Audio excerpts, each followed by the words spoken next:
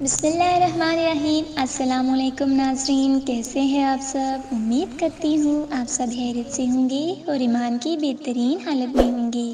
اللہ آپ سب پر ہمیشہ اپنی رحمتوں نعمتوں برکتوں کا سایہ رکھے، آمین ثم آمین۔ ناظرین، میں ہوں آپ کی میزبان ہبہ احمد اور آپ سب کو خوش آمدید کہتی ہوں ہمارے نایاب یوٹیوب اسلامک چینل میں۔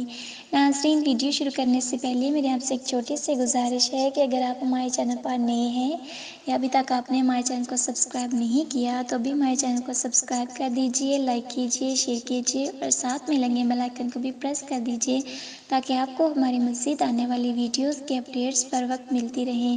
ناظرین، یہ آپ کی طرف سے ہمارے لیے آپ کا ایک پیار ہوتا ہے جس سے ہماری بھی حوصلہ افزائی ہوتی ہے اور ہم آپ کے لیے مزید اچھی ویڈیوز لے کر آتے ہیں۔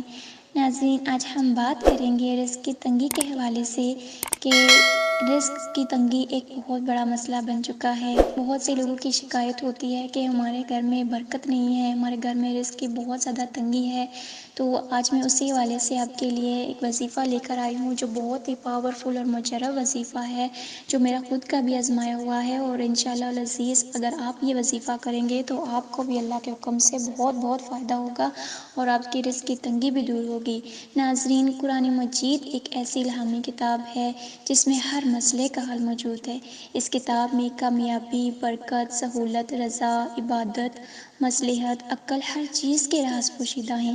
قرآن مجید میں سورہ کوثر جسامت کے لحاظ سے تو کافی چھوٹی سورت ہے مگر برکت کے لحاظ سے اس سورت کو بہت فضیلت حاصل ہے۔ اس سورت کو جس گھر میں بھی پڑھا جائے وہ انشاءاللہ العزیز خیر و برکت سے خالی نہ ہوگا۔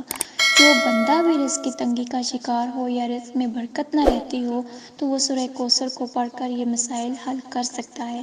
سورہ کوثر کا ایک چھوٹا سا وظیفہ ہے۔ اس وظیفے کو مشہور عالم دین مولانا ثاقب رضا مصطفائی نے بھی بتایا ہے اور دیگر علماء کرام سے بھی ثابت ہے۔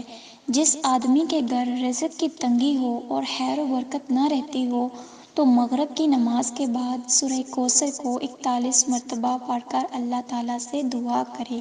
پھر بتا دیتی ہوں، سورہ کوثر کو مغرب کی نماز کے بعد 41 مرتبہ اول و آخر درود پاک کے ساتھ پڑھنا ہے اور اللہ تعالیٰ سے دعا کرنی ہے۔ انشاءاللہ تعالیٰ رزق کے سارے مسائل، جتنے بھی آپ کے رزق کے مسائل ہیں وہ سارے حل ہو جائیں گے۔ اور اگر کام بہت خراب ہے نا تو اس وظیفے کو ہر نماز کے بعد پڑھنا شروع کر دیں۔ تھوڑے ہی دنوں میں بند راستے آپ کے کھل جائیں گے اور رزق بڑھنا شروع ہو جائے گا۔ آپ کی ایسے غیب سے مدد ہوگی کہ آپ کو پتہ بھی نہیں چلے گا کہ رزق کہاں سے آ رہا ہے۔ بس آپ نے یہ وظیفہ انتہائی کامل یقین کے ساتھ کرنا ہے اور نماز کی پابندی بے حد ضروری ہے۔ میں ہمیشہ کہتی ہوں نماز کی پابندی آپ نے کرنی ہے، کیونکہ اگر آپ نماز کی پابندی نہیں کریں گے تو کوئی وظیفہ پراسر نہیں ہوگا۔ تو ناظرین، یہ تھی آج کی ویڈیو، امید ہے آپ کو پسند آئی ہوگی۔ اگر آپ کو ہماری ویڈیوز اچھی لگیں تو ہمارے چینل کو سبسکرائب کرنا نہ بھولیے، لائک کیجیے، اپنے دوستوں میں بھی شیئر کیجیے اور مجھے اپنی دعاؤں میں یاد رکھیے۔ ملتے ہیں نیکسٹ ویڈیو کے ساتھ، تب تک کے لیے اللہ حافظ۔